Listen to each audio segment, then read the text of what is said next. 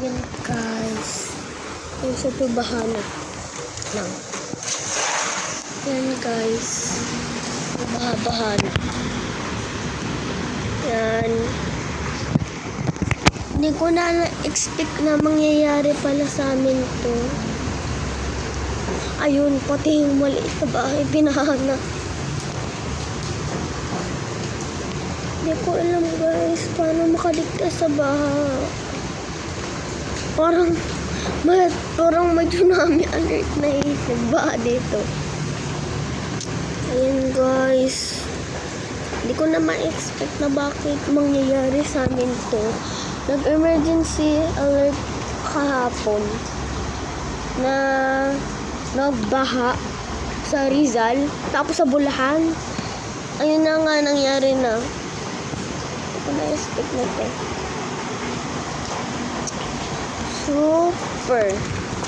Super lang namin to na expect na nangyayari sa amin to. Puta, andun din.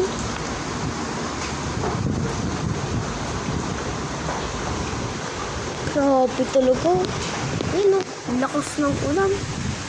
Hinahangin na puta. Oh, ito, hinahangin na. Oh, tsaka lang.